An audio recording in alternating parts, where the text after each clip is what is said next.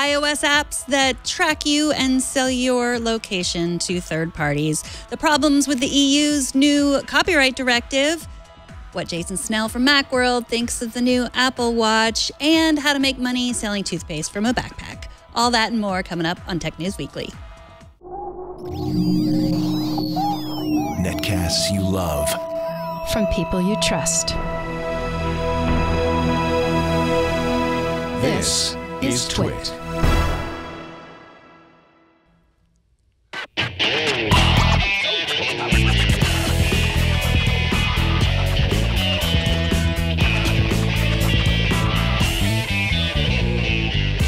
This is Tech News Weekly, episode 49, recorded Thursday, September 13th, 2018.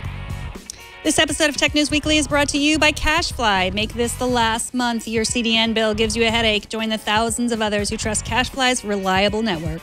For a complimentary detailed analysis of your current CDN bill and usage trends, visit twit.cashfly.com. Welcome to Tech News Weekly. This is the show where we talk to the people making and breaking the tech news of the week. I am Megan Maroney. And I'm Jason Howell.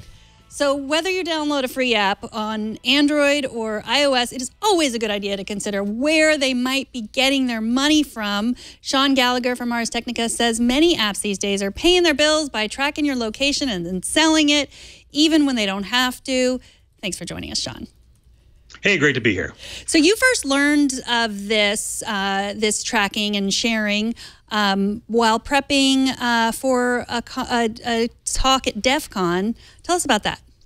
Right. So Dave Porcello, formerly of Pony Express, and I did a project about 4 years ago where we dropped a Dropbox in the house of an NPR reporter and watched all of his network traffic for a week or so to see what we could tell just from his network traffic. And so we wanted to recreate that a little bit and do a workshop for people at DEF CON on how to look for privacy leaks in their network traffic. So I used Wireshark, which is a utility that's a graphic utility that lets you look at packet captures in depth. And Dave used a bunch of command line tools. And we went through and showed people how to look for pieces of information that might be leaking out into your regular internet traffic that hadn't been encrypted, things like passwords and your location and so on. And so ran some apps on mobile devices on iOS and on Android and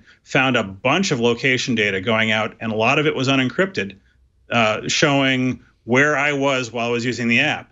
And one in particular on iOS, Weather Underground's Wonderground app, was sending out very, very precise lat and long data that let anybody who could have seen my network traffic know exactly where I was. And a lot of news apps do this as well. My local news stations app also send location data. The Fox News app sends a lot of location data and other tracking data. And they use that to monetize in a bunch of different ways. Some applications use it to run ads that are localized to where you are, but in other cases, they sell the data to data monetization firms, or they use those data monetization firms' APIs to provide the location data in the first place. And that's when I talked to Will Straffage at Guardian App, and these guys were doing a look at some of the applications on iOS that were doing this surreptitiously, meaning they don't say they do this in the terms of service or in the description on the App Store, but they're using these different data monetization services APIs to get location data.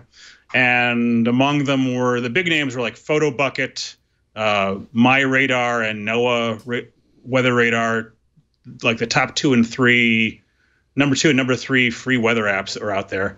And the worst actor of them all was something called Perfect 365, which is a what they call an augmented reality beauty app.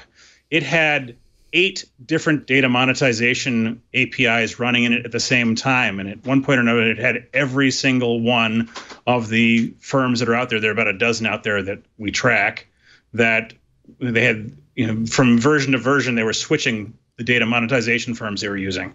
Wow. So what you're saying is, I mean, checking the terms of service and seeing, how an app is making money isn't always enough, because they're somehow getting into the App Store by not being transparent about what they're collecting. Right. And in fact, a couple of them have been called on it on one point or another. I mean, there was one app that apparently had been caught doing it with one of these APIs, and then they just switched to another the next time they filed a new version to the App Store. This really reminds me, we talked, I think, a couple of months ago about Google's, the news that I feel like, a lot of people that follow this stuff closely knew for a long time, but, it suddenly burst onto the scene with kind of new revelations that, on the side of Android, that when you turn off location tracking, you're still being tracked in other ways. And a lot of people don't understand that, right? Like you go into settings, you take that off, you think mentally as a user, I've done what I need to do to not be tracked. Yet here we are. This is a commonality between platforms, obviously, because a lot of what your research is showing here is that this is going on iOS. How much are the phone makers to blame for this? Well, the phone makers try to control this, but a lot of this is based on the permissions you give applications, and sometimes people misuse application permissions for things you wouldn't expect them to. Yeah. So for example, a lot of location data isn't GPS data. It's based on Wi-Fi SSIDs that your phone can see, running it against the location service in back end. It's using Bluetooth low energy beacons or iBeacons. So like when you're in a store or something like that, it can identify what retail establishment you're in. And then there's even just the cell carrier's information itself. Some applications can get a hold of your cell network and the cell tower ID you're hitting. And there are a lot of applications, there are a lot of services that pull that data without even really having to have a local app present. They can do it through a website. So do you know what they're using, these organizations that are buying the data? Do you know what they're using it for? Well, in some applications, they're using it to see when you go to and leave places. There are even some applications for retailers that are called sort of re-enrollment apps, where they find that people who have been in a store and have not come back, they target them with ads to try and get them to come back to a store. So they can have the last date that you arrived at a location and then left. And if you don't come back, they can target you with an ad to try and get you to come back, for example. In other cases, they're doing it to just look at traffic flow. In some stores, they have beacons set up so they can look at how the foot traffic flows through a store. They can do things like target you for the equivalent of customer loyalty programs, where if you have your phone on you and you're using the in-house Wi-Fi, for example, say you go to a Target store or something like that, they're gathering data about you over their Wi-Fi that they have in store, but they're also using antennas within the store to sort of beacon where you are and see what you're looking at.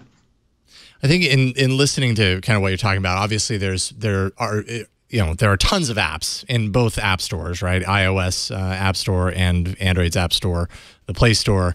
And so it's a lot to expect that all of those apps are going to do things in a legitimate sort of way, right? Like there's always going to be someone that's out to game the system. But I think the way that I'm kind of in this conversation kind of rethinking about how apps are made is I always think of apps as being like, this is a really great weather app. Its primary reason for existence is to offer me the weather in a way that I enjoy, or whatever the case may be. When in reality, there are a lot of developers who say, I'm going to make a weather app because it's a really great way to get a feed of this information that's very valuable in other sorts of ways, right? And then there's a lot of apps that aren't weather apps that have no business getting that location or having any sort of access to it, yet they do that. They exist primarily because they know people are going to say, okay, and give them the entire fire hose. Well, exactly. They're also, I mean, think about how often you have a weather app open. You may have a weather app open and it may be open by default on your phone. If you don't turn your phone off every day, your weather app might still be up, and so it's broadcasting all the time. So even if you're just looking at the weather app for information at that very moment, if it's sitting resident, it could be collecting data on you all the time. Yeah. So what's the solution? Is it a mobile VPN, or not to download any apps at all? What can we do? Well, there's a couple of ways to handle this. I mean, one of them is to, first of all, look at whether these guys have paid apps. That's always a good way to see if they if they don't run the data acquisition on their paid versions. But you can firewall some of these services off. The folks Guardian App had a list of these domains that are associated with these services, and you can go in and make settings to block those domains and block location services. You can turn off some advertising settings on the iPhone to limit how much data people can collect. Like there's a specific advertising ID that gets associated with you with your phone. You can turn that off to avoid targeted advertisements. You can turn off. I would recommend turning off Bluetooth and Wi-Fi if you're not attached to a Bluetooth device or your home Wi-Fi. Those cut a lot of these location services out. And yeah, use a VPN when you're out, and don't use the in-shop Wi-Fi unless you can help it. Yeah. Well, I'm not going to be turning off Bluetooth anytime, because how do I use my Apple Watch? Oh, no, what are you going to do? Well, there you go. I mean, that's really what it comes down to is, it's how much is it convenient to you to do any of these things? I mean, we all give away a lot of data about ourselves every time we interact with people. So the question is, how much are you comfortable with? I mean, what is the real threat vector from you giving away this information to these services? It's different if you're like, really, really concerned about privacy and being tracked. Then you might want to do these things and not have an Apple Watch to begin with. But if you are less concerned with having your privacy protected from advertisers and from marketers, and you accept that as part of your daily life, then hey, you're fine. You just leave your Bluetooth on and have your Apple Watch and have ads delivered to your Apple Watch. Well, Sean, thank you so much for joining us. Sean is the IT and National Security Editor at Ars Technica. He's a former Navy officer, systems administrator, and network systems integrator. He is also the Pack Rat on Twitter. Thanks so much for coming on. Packet Rat. The Packet Rat. Packet Rat. Yeah, there we go. Oh, gosh. Do not Thank tweet you. them. Who is the Pack Rat? I don't know who that is. The Packet Rat, of course. Beware, it's certainly not Sean. Well, thank you, Sean. thanks a lot. We Take really care. appreciate your time. Take care. All right, the European Parliament yesterday voted on a new piece of legislation that has online copyright in its sights, and it's been a little controversial, to say the least. The copyright directive was approved yesterday in Parliament. Though a final vote will not take place until January 2019, it is expected to pass. Many argue it will significantly change the free flow of ideas on the internet. And joining us to share his take on the copyright directive is Danny O'Brien from the Electronic Frontier Foundation. Welcome to the show, Danny. Hey, good to be here. It's great to have you here, so thank you for joining us. So first of all, the EFF has written about this vote saying Europe, quote, lost the internet, which is a very big statement. What do you mean by that exactly? Well, one of the things that the internet has always sort of benefited from is that it's kind of a permissionless environment. If you wanted to set up a website or build a service, you didn't have to go and ask someone permission to do that. And this really majorly changes that kind of setup. So basically, there's lots of things in this regulation, some good, some terrible. But the one we've mainly been talking about is Article 13, which requires services which take uploads from users and then put them online. And it will require those services to effectively filter everything for copyright infringements before they go up, but really only the kind of infringements that a computer algorithm could detect. So that means that most of the actual piracy will go through fine because they can get around those kind of algorithms. But stuff like fair use, stuff like parodies, things like remixes, stuff that has music playing in the background, as I actually have right now, those would be automatically blocked. Unless you go and strike a deal with the license holders. And so that means that if you wanted to run one of these services, you'd have to strike deals. And for everybody else who might serve you a copyright notice, you'll have to block that content. So the idea is that they will be serving the content creators by doing this. Is there any way in which that is true?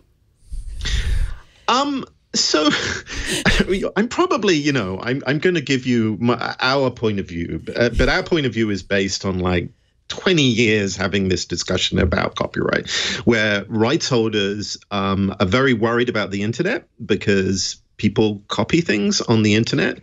And And our explanation is, well, you can't stop people copying things on the internet. That's what it does. When you cut and paste, that's what happens.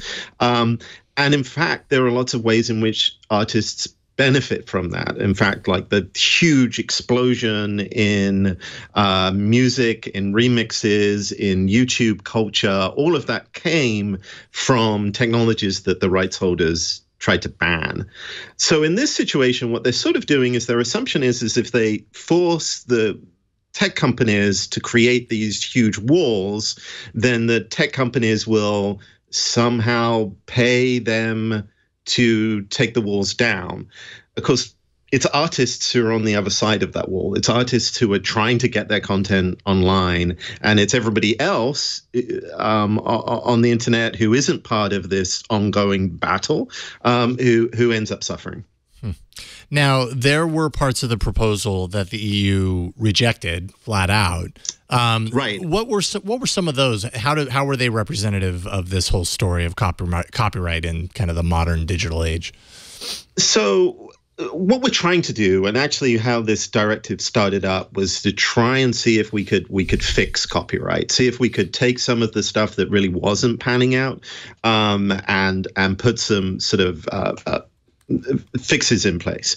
So a good example of this is, well, okay, if suddenly these algorithms are going to wipe out memes, as the meme went, then maybe we can create a copyright exemption in the same way as we have copyright exemptions for research purposes or educational purposes.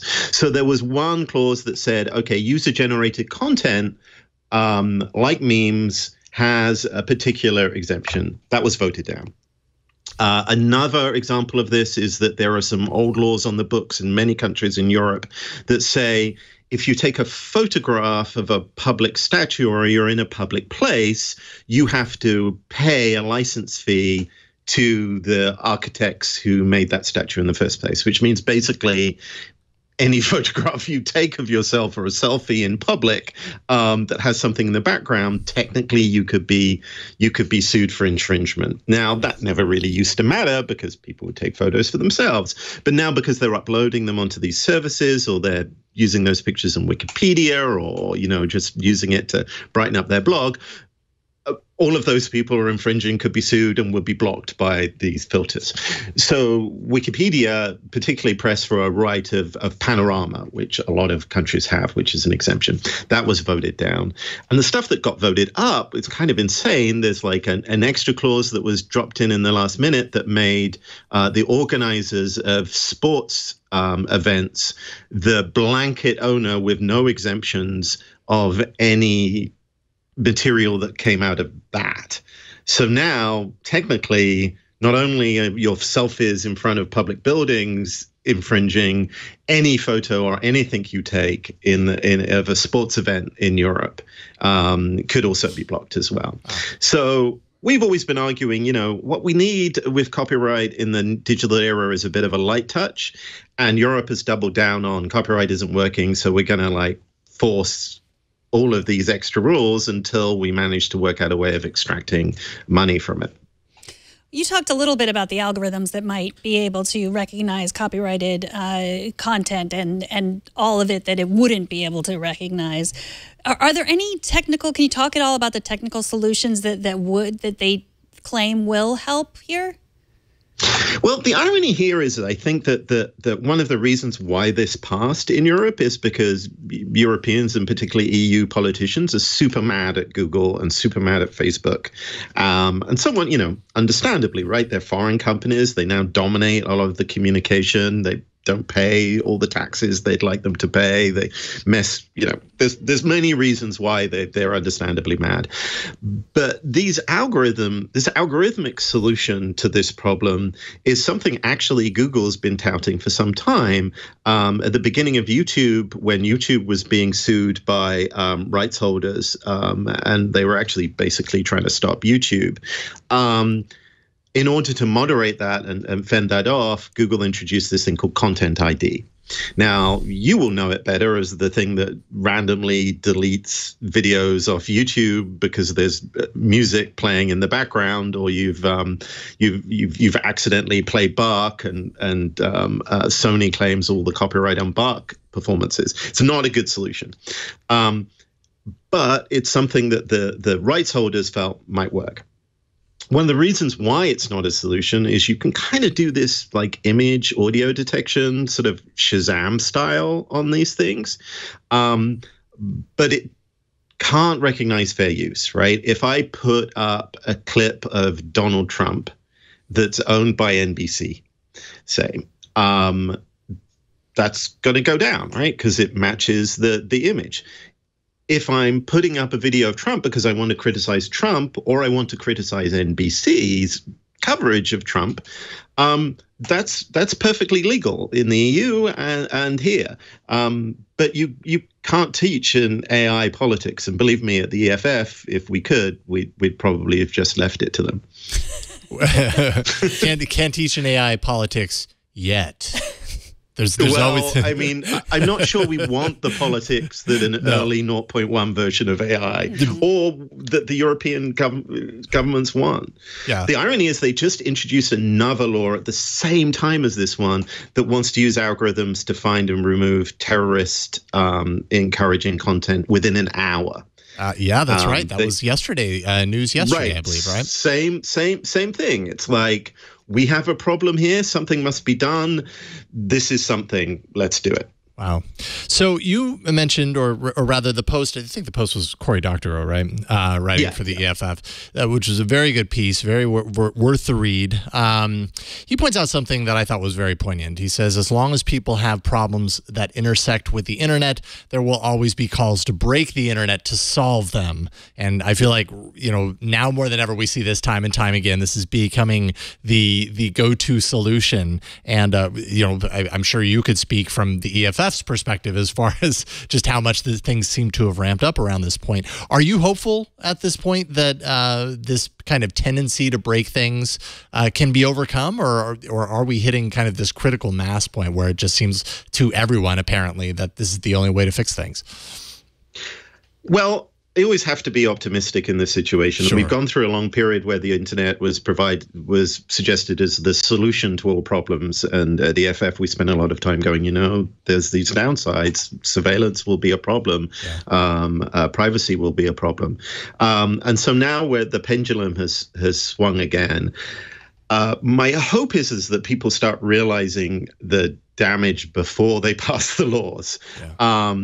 And one of the good things about this is it's going to take a while to implement. There are a couple more votes to go through. And the way the EU works is that individual member states have to implement this in their own law afterwards. So there's an opportunity for the first countries to realize the consequences of this. And there's possibilities for the courts to realize this and step in. So yeah, I am confident as long as government doesn't run ahead of itself. And I think the problem right now is because everyone's panicking slightly, and because you get brownie points for doing something, as I say, the regulators are running ahead of themselves. Yeah.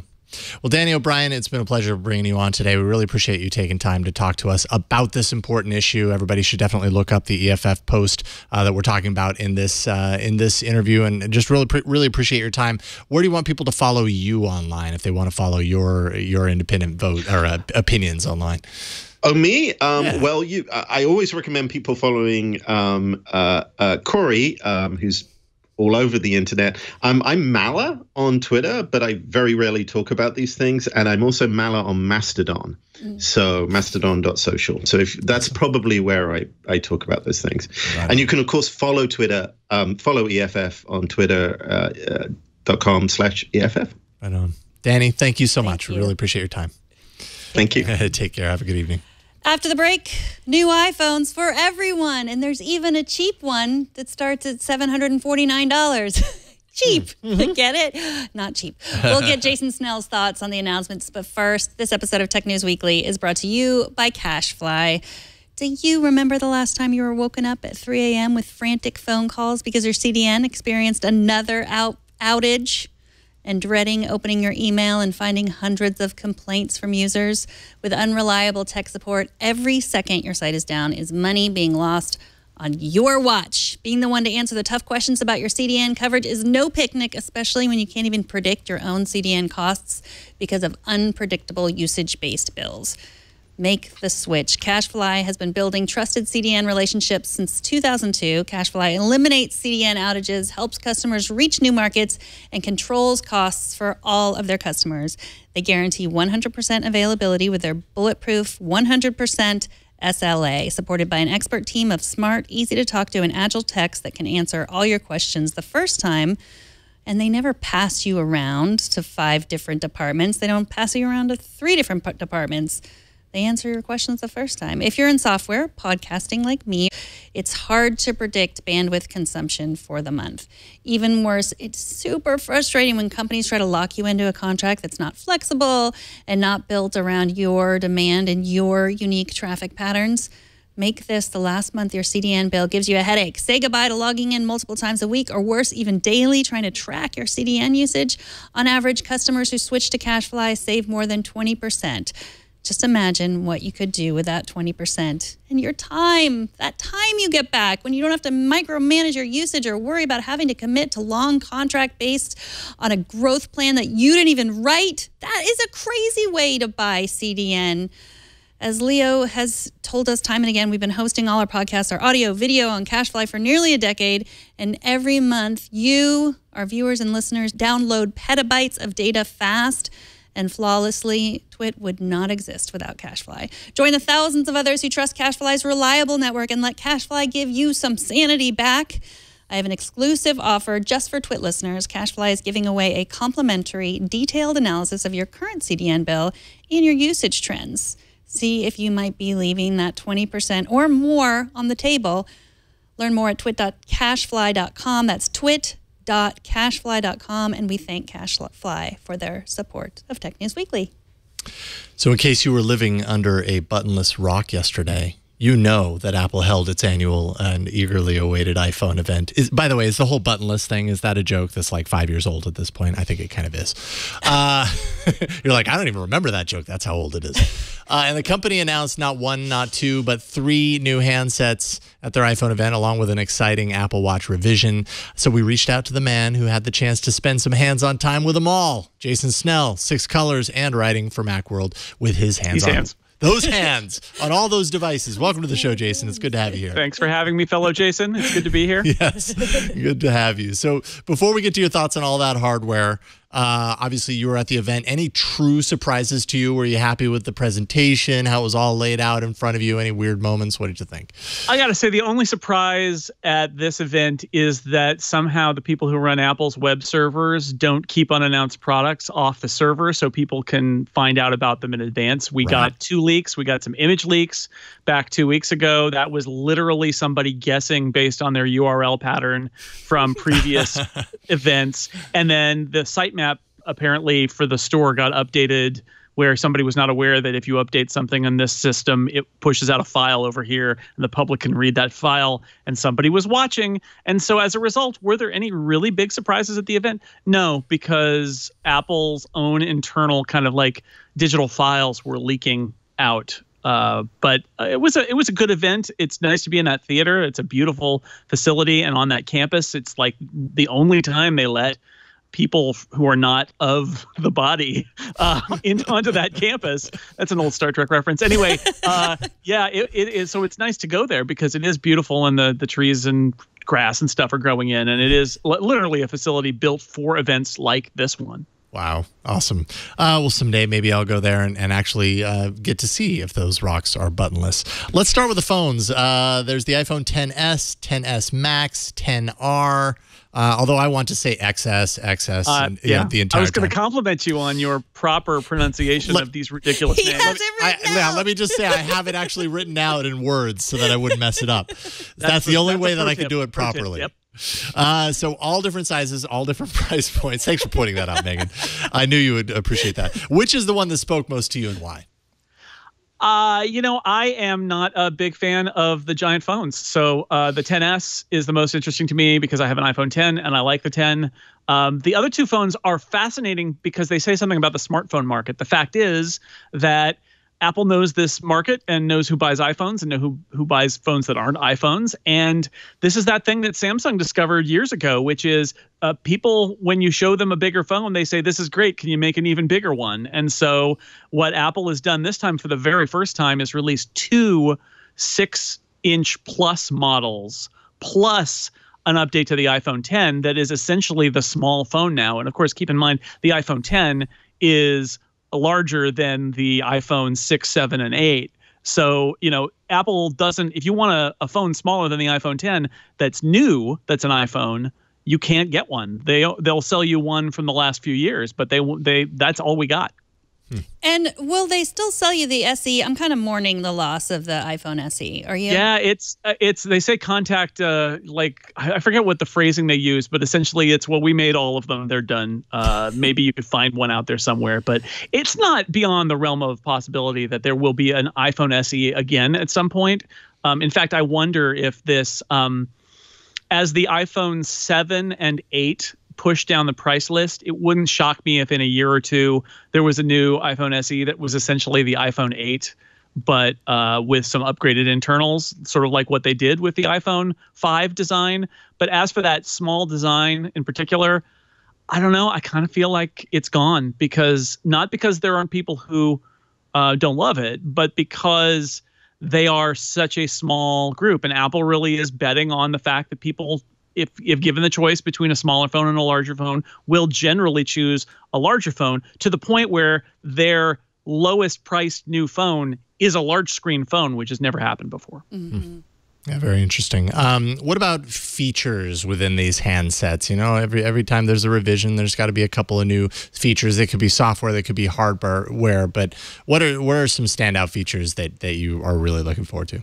Well, this is an S year, and despite the weirdness of it, they have been tacking an S on to the names of iPhones for a long time, since the iPhone 3GS, the third one they made. So it is an S year, which means there's not as much new stuff. If you remember all the stuff they dumped into that iPhone 10 last year, it really was a huge change for them.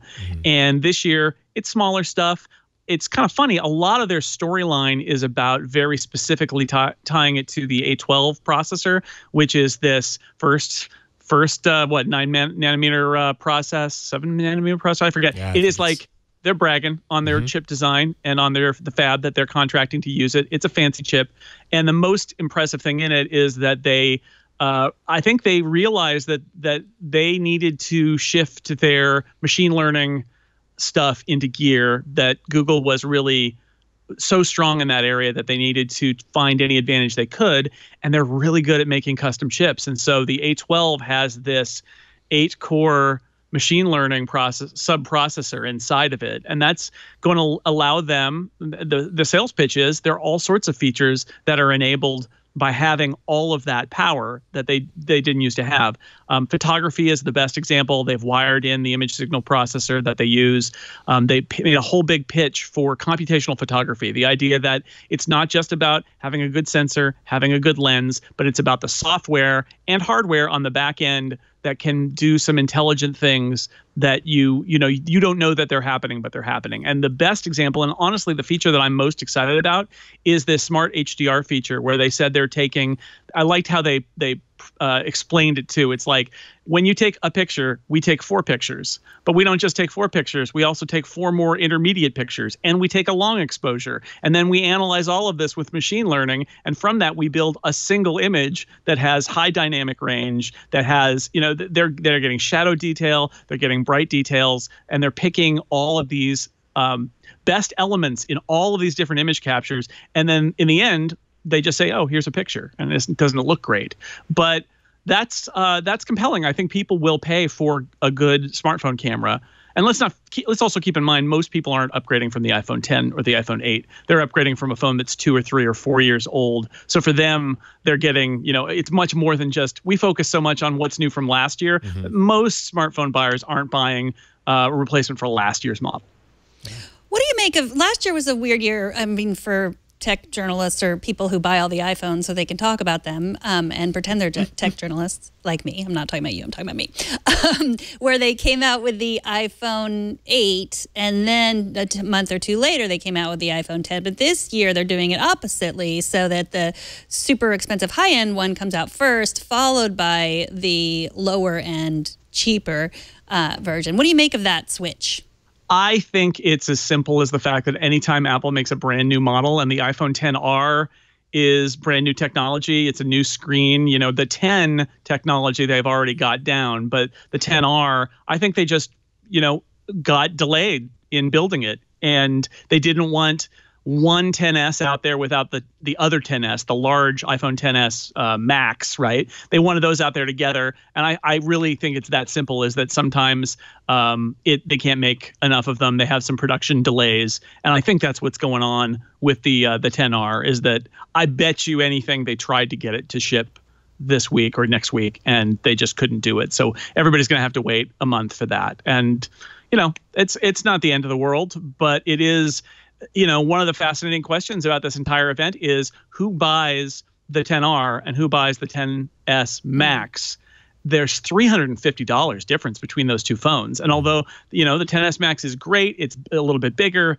It is sort of a 3X, so it's got much higher density screen than and it's got two cameras compared to the XR, but it's also $350 more expensive to start. And then, of course, you can take it up from there and put 512 gigs in it. And now it costs almost $1,500. So I think it's going to be an interesting question. I think Apple expects they'll sell more XS Maxes because they'll feel like people who buy these iPhones just want the best. Give me the best, and then I'll use it for a while. But I don't know. It's going to be really interesting to see what or try to guess, because Apple will never say, but try to guess how well these three different models sell, because the XR is a new attempt for them to get something. I can't say it's cheap. It actually costs what the old iPhone Plus models cost. Mm-hmm. And if you want to look at it this way, you could say this is the first time, or this is the most expensive, lowest price for a brand new model Apple has done on the iPhone. That they don't have something like the 8 that's new that fits that price slot. The 8's still there and you can get it for cheaper. But the iPhone XR is not cheap. It's just the cheapest of the three. They're all fairly expensive phones. And this has been a strategy that Apple's had, which is to just kind of keep ratcheting up the average selling price of every iPhone. And last year they were able to do this. It's almost like a little magic trick, where last year they brought in the 8 at the normal prices and then the 10 really expensive. And then this year they said, well, we also have this new XR, but the 8 just kind of like they didn't replace the 8 with anything. There was no iPhone 9. And that is, that has the net effect of raising the price of the iPhone if you want a current model. And then finally, what about the Apple Watch 4? Obviously, this was a big redesign. Actually, I think you mentioned it was the biggest design change since the beginning of the device. What did you think of the changes under the hood? Kind of the different look to the device. What were your thoughts? I got to be honest. I think this was the most interesting product in some ways, because it is the first real design iteration there. The hardware's really grown up. It's been 4 years since the Apple Watch was announced. It didn't even ship until about 3.5 years ago. And it's got that big screen. It's compatible with all the existing watch bands, but the much bigger screen, it's going all the way out to the edges. It's got kind of curved edges instead of being a little rectangle in the center with, you couldn't see it, but with big bezels under the glass there. And that's going to change how app developers write for it. They added all of these new complications, including ones where there's a big stretch that, that the app developers can use. I think it's all to the good. And I think it's all motivated by the fact that 4 years ago, Apple didn't know what this product was. The intro 4 years ago was sort of like a list of all the things you could possibly theoretically do with the Apple Watch. And it was unclear what Apple thought people would do with it. I think they didn't know.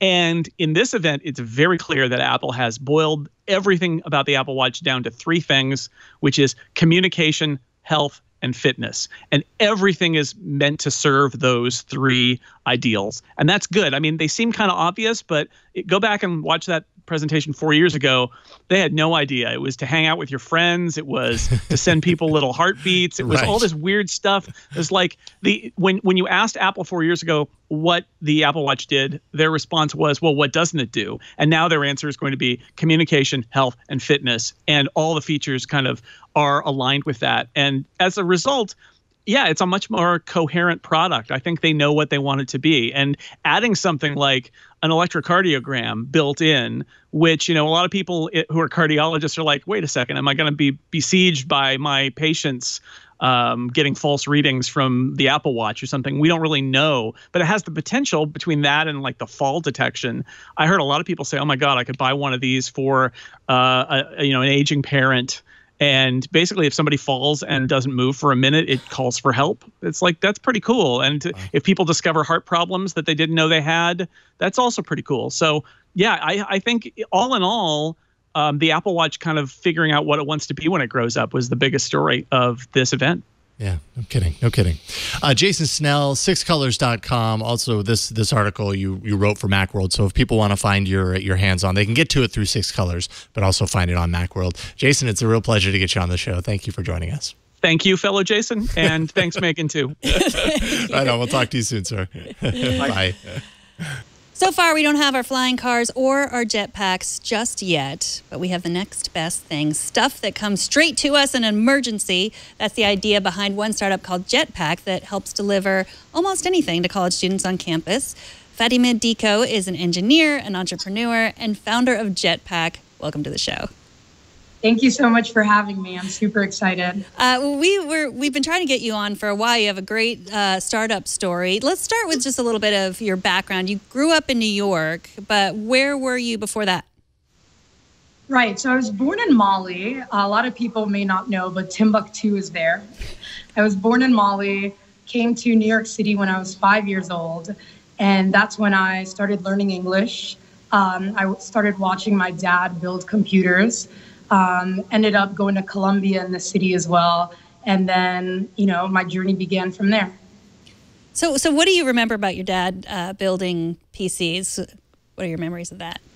So I remember seeing a motherboard for the first time, and I was so intrigued. I had never seen a piece of hardware like that before. I was so inquisitive. I was asking so many questions about how it fit into the larger CPU, which at the time was like the size of me as a kid. And it was, as you can imagine, if you come to the United States without learning any English, you're going to have a lot of questions about everything around you. So even things like going to the amusement park, questions started to follow. How does that work? How does the roller coaster get us back down once we're up there? How are you building the computer together? And I think that just started the series of just being a really prolific noticer and one who just asked questions. So I would say that's really where it began. And I mean, it's not just a matter, it sounds like from your story, not just a matter of noticing how these things work, but then also, as any good entrepreneur has, the curiosity of that stuff, but then the idea to actually take that and implement it. And I mean, this Jetpack is not your first thing, your first project. Right. There's My Best Box as well. Like, I don't know, what do you attribute to your ability to take all that and then have kind of the confidence to then step forward and make it a reality, make it happen? Yeah, no, that's a really phenomenal question. I had a technical mentor at Procter & Gamble where while I was there, I was on an R&D group of 5 technologists where we were coming up with products 3 to 10 years away from market. And one of my technical mentors at the time, phenomenal innovator, one of the lead inventors of both Swiffer and Head & Shoulders, he would always say that great ideas happen when 2 old ideas come together for the first time. And for me, that was really powerful because it reinforced this idea that you do not have to be the most brilliant person or the person to think of something before anyone, thinks of it, but rather notice an inefficiency in one space and then find the solution in another. And, as we were saying about being a noticer and being inquisitive and asking the question why, a lot of that helped me start to just piece things together from different places. So you were at Procter & Gamble, and then you went to Stanford for graduate school. Is that where you came up with the idea for Jetpack? Yeah, so actually I left Procter & Gamble, began working on the idea. My dad at the time, he was like, wait, so you're leaving P&G to sell toothpaste out of backpacks? And I was like, yep, but at scale, and there'll be a mobile app, and there'll be all these things. And so going to business school essentially bought me 2 years to work on the company while I was there, to get my parents, who are not familiar with the whole entrepreneurial journey, off my back, I guess, for about 2 years. And that's when I really began testing the idea, raising funds, seeing if this could ever have a shot. Did other people want this? Was it just me? And that's how it evolved over time. So maybe dive a little bit into exactly how Jetpack works, because the idea of like these backpacks filled with like sample sizes for the most part, right? Like you don't always necessarily need a full box, a huge box of Kleenex. Maybe you need a little sample size where you happen to be because you got Kleenex at home. Is that kind of the idea behind Jetpack? Right. So the way it started, I'm an extremely forgetful person. I forget things all the time, from phone chargers, lint rollers. I'm always texting my friends for last minute products. And when you dive into the largest delivery companies today, the Amazons of the world, the Postmates, you are getting to a point where the only place where they can't benefit from economies of scale is the final mile of delivery. And this is because the person who knows how to park the car, go in the right, find the right dorm, even gain access into the building, will have a competitive advantage on speed. And so the best way to do this is to use the people who are already in your area, give them the products that people need the most, and then essentially create a mobile app that allows people to locate the nearest person with the item that you need. And so we started at Stanford. We gave a few people backpacks. We filled them up with the items that we thought were the most important. And then we created a mobile app that allowed people to input requests. And this was about 1.5 years ago. And we knew that we had something when our average delivery time became 7 minutes. So on average, it took us 7 minutes to receive an order, get someone else to accept it, and then bring the item to the person. Where we started to have challenges were knowing what to put in these backpacks. And so we scaled to our second university, which was Johns Hopkins. And the things that were popular at Stanford, things like chewable coffee, which is a real thing. That was our #1 selling product. Wow. That was not popular at Johns Hopkins. So that essentially allowed us to change to what we're doing today, which is just as exciting, but allows anyone with the mobile app in the immediate vicinity to fulfill the request if they happen to have the product themselves. And so that's essentially what we're doing. We're building out a convenience network, both people and their own stuff, as well as sample size products that we pre-stock to help people gain the items that they desperately need in minutes. I went to Johns Hopkins, and I'm sad to know that no one chews coffee there. I mean, I was there in 1995, but it seems like they would have evolved. Was chewable coffee a thing in 1995? No, and neither, I guess, is it now there. I don't know when they're going to catch up. So I'm glad you clarified, because I know I said in the beginning that it was an emergency, and when in my mind an emergency, is forgetting your chewable coffee or your toothpaste, really, not an emergency like a tornado or something like that. So how many? You're at 2 schools right now. So we are currently at 6 schools, and we're expanding to 20 campuses this fall. So I put this out on Twitter that I was going to talk to you, and I had a question from Stevie on Twitter, who said, with launching on a campus and starting from scratch every time, how do you get students to sign up and be involved? That's a really great point. So before, for our first 6 campuses, we took a very hands-on approach to each campus. So a very, on the ground, handing out free food, getting people to download the app. But that quickly wasn't scalable for us. And so what we essentially did was started a campus ambassador program where there's one director that we hire at each campus, and we essentially give them a playbook of exactly how to go from 0 users to 1,000 users on their campus. And essentially lay out the things that worked for us. So things like sending out an email to the different dorm listservs, which is something only the campus director can do because they have the .edu account and they have the ability to actually access these dorm listservs. We tell them exactly the types of events that they can put on place on their campus, whether they're food trucks, t-shirt giveaways, and essentially give people who want the entrepreneurial experience to also just get a taste of what growth looks like. They essentially get paid as well, but we found that the main motivation for a lot of the students who end up becoming directors is an appetite for learning how to acquire users from the ground up.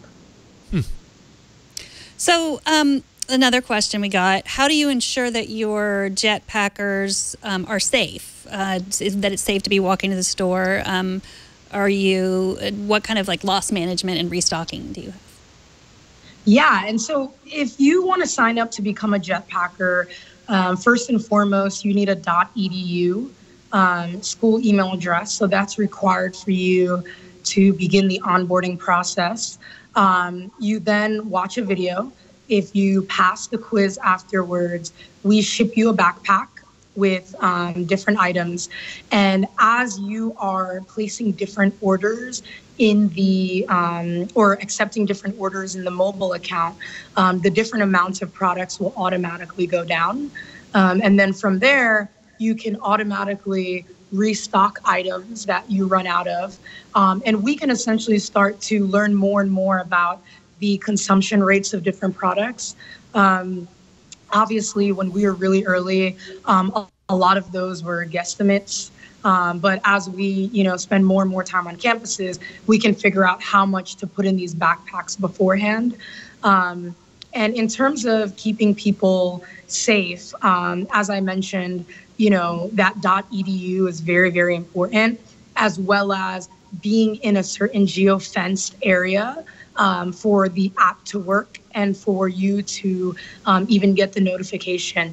So this is a very hyper-local approach. We don't want people to go to stores and then come back.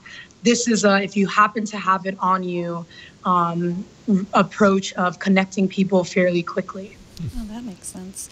So that last mile, you're right, is really hard. It's hard for Amazon. It's hard for any of these companies. Do you imagine this expanding past college campuses to other places that are hard to reach quickly with emergency items like this? So there's a lot of elements of campuses that make them attractive for a model like this.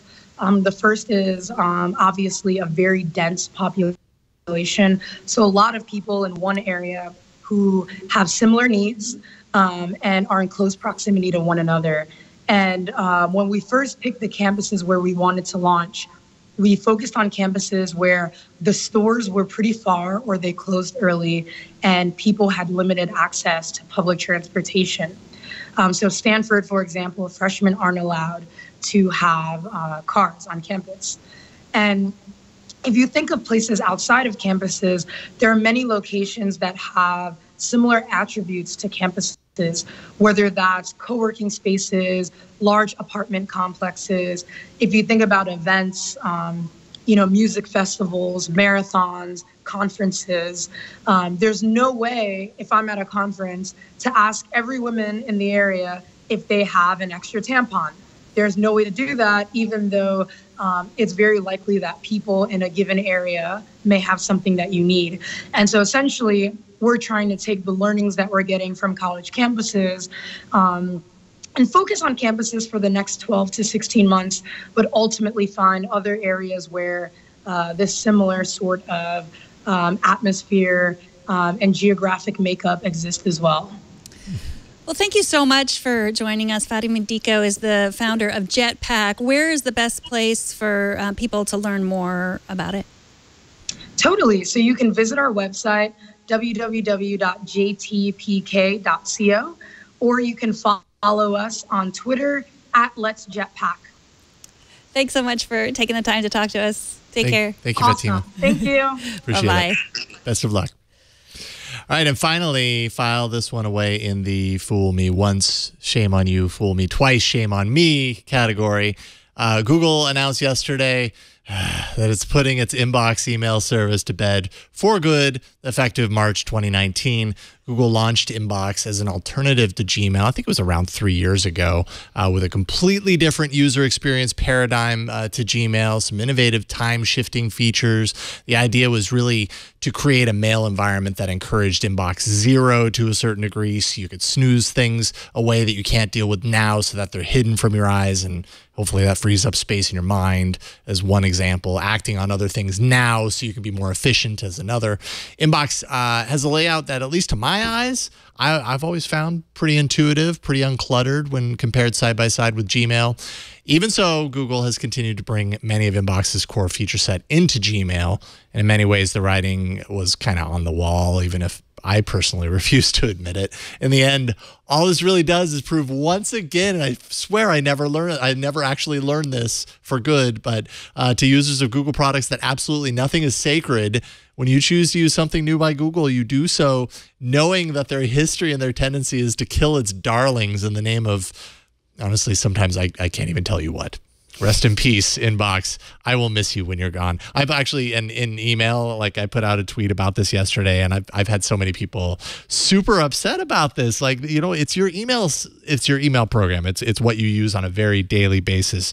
Some people are just tearing off the Band-Aid now. Are you you were an Inbox user? I was an Inbox user. You're not anymore. No, I'm not. Thank goodness I jumped ship before it went down. You're prepared for this moment, Megan. I'm not prepared. They used you, Jason. Yeah. It's true. You as a playground for all of their experimental features. But now I use many different programs. But right now I'm mostly Airmail on the desktop, Edison on my iPhone.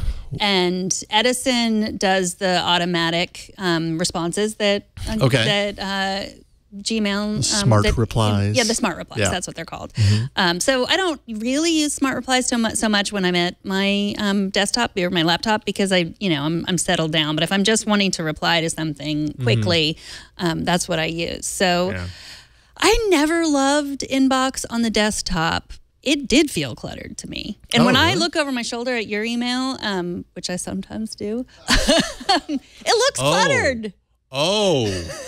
Oh, Megan. I'm just talking about glancing. The layout.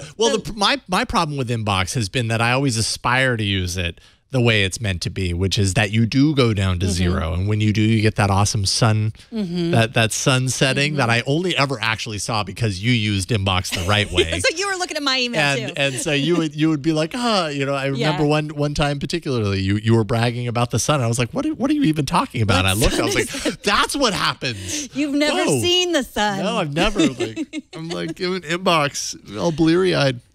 No, I mean, I guess what I mean is in Gmail, there's so many things everywhere. And in Inbox, it's like, there's my email and there's my folders. And that's really it. You mean like the sidebars of stuff? Yeah, there's just all these things everywhere. And it's so information dense. And I guess with my email, to a certain degree, I don't need it that dense. I want it to just be less extra things and more just my email. And I feel like that's what I get out of Inbox that I don't get out of Gmail. Yeah, I can understand that. I have been using Inbox and Gmail a little bit because Florence Ion, who we both co-host with, she insists on communicating through that little chat thing. What's it called? The chat inside of Gmail? Yeah. Or Hangouts? Oh, yeah, that would be Hangouts, yeah. Is there like a separate Hangout app, or do I have to get it through my email? Well, there's a Hangouts app. If you go to hangouts.google.com, yeah, you can use that.